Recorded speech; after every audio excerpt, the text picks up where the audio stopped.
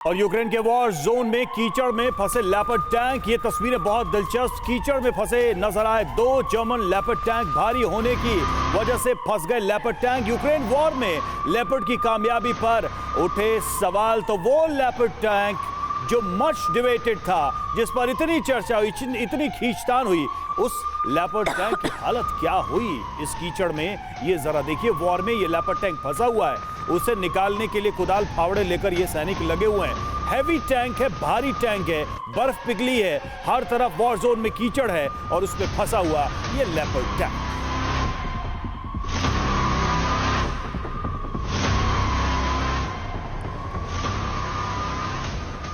तो leopard tank की हालत आपने देखी तस्वीरों में। यूक्रेन में लेपर्ड टैंक की कामयाबी पर पहले ही कई सवाल उठ रहे थे, लेकिन जर्मनी को अमेरिकी दबाव में लेपर्ड टैंक देना पड़ा। आइए पूरी कहानी अब आपको समझाते हैं कि लेपर्ड टैंक के पीछे क्या कहानी है, जो दुर्दशा हुई है वो आखिर क्यों सामने आई। फ्रीडम ऐप से सीखकर आप हैंडबैग बनाते हैं क्या? अगर ऐसा है तो आप अपने हैंडबैग्स को 1 करोड़ फ्रीडम ऐप के जो ग्राहक हैं उन्हें बिना किसी खर्चे के आप उसे बेच सकते हैं।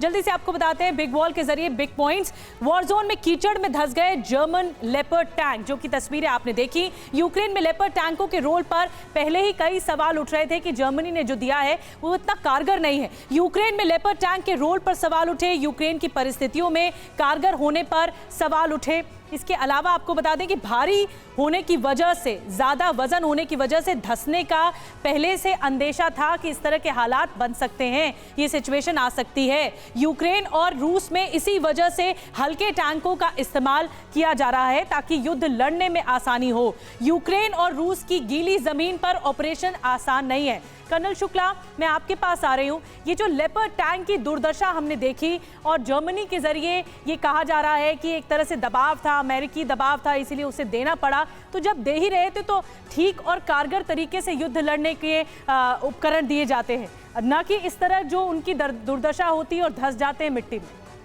बिल्कुल, जब पिछली बार भी मैंने डिस्कस किया था तो ये बताया था कि जो युद्ध के लिए हथियार बनाए जाते हैं वो क्षेत्र के हिसाब से बनाए जाते हैं।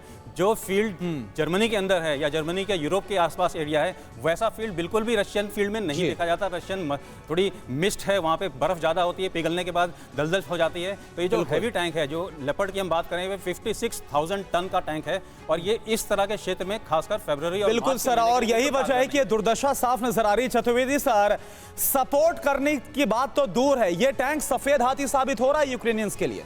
करुणा, बिल्कुल सही कह रहे हैं आप। ये टैंक लेटेस्ट टैंक नहीं है, ये कम से कम 20 साल पहले बने होंगे। जर्मनी के ये डिपोज में होंगे, वहां से लेके इनको दिया गया है। और इसके साथ साथ जो बाकी support equipment, heavy duty cranes वगैरह मिलनी चाहिए थी, वो शायद नहीं दी गई हैं, केवल उनको टैंक दे दिए। नाइट विजन डिवाइसेस नहीं दी है। ये सब चीज़ें हैं। और इसके अलावा भी और अब मेंटेनेंस में कितनी दिक्कत होगी, क्योंकि इनको मेंटेनेंस का जो रबर पार्ट्स होते हैं, लुब्रिकेंट्स होते हैं, वो सब नहीं दिए। मेंटेनेंस करने वाले विशेषज्ञ नहीं दिए गए। तो ये सब चीजों की बहुत दिक्कत होगी। फ्रीडम ऐप से सीखकर आप हैंडबैग बनाते हैं क्या? अगर ऐसा है तो आप अपने हैंडबैग्स को 1 करोड़ फ्रीडम ऐप के जो ग्राहक हैं उन्हें बिना किसी खर्चे के आप उसे बेच सकते हैं।